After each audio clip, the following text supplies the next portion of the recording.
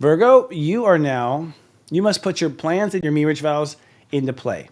So whatever you promised yourself, you be there for yourself till death do you part. And even after that, you're going to stop, smoking, or you're going to stop doing this. Stop. You must now enforce your marriage vows to yourself. If you cheat on yourself, you'll be cheated on, period. That's how it works. So, most Virgos are cheated on because they cheat on themselves. And they went against their own rules. They went against their own plans.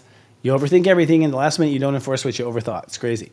So it's now time to put into motion, this new moon, all your personal promises to yourself you made when you were a little girl, a little boy.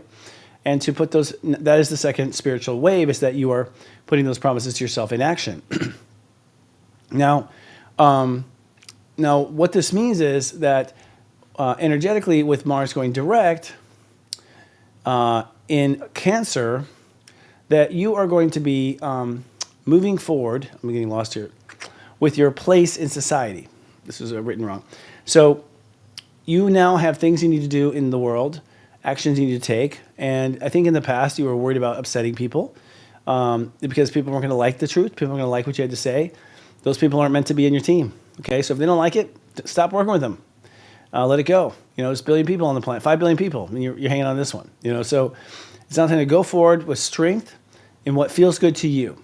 And if it feels good to you, people will either leave or stay because it also feels good to them. And you're not going to control everyone to like you, especially when you don't fully like you. So let it go and get over that particular insistence.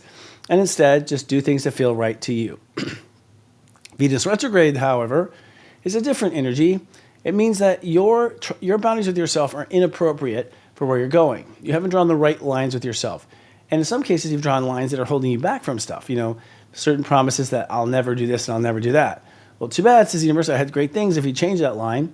So you're opening up to new trust issues. You're opening up to a new trust in yourself. You're opening up to accept a new trust in yourself. And that will probably rattle and change relationships at large as a result. Now, what's collapsing is your old character. That wrecking ball is just plowing through the old character that you were.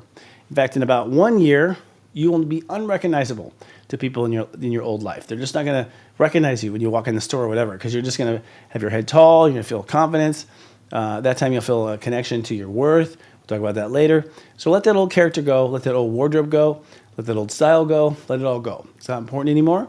And this is tied to the fact that you're now acting up for you. You're doing things for yourself. And so it's time to be there for yourself with every activity. And so if you're going to be there for yourself, most of your old character is going to go. Because you were the martyr. You were the one that gave up everything. You were the victim. All these types of things. Other signs have played the same roles, by the way. You're not the only ones. But the point is now that you're going to be there for yourself, that character is dead. So let that character go and do a ceremony to let it go.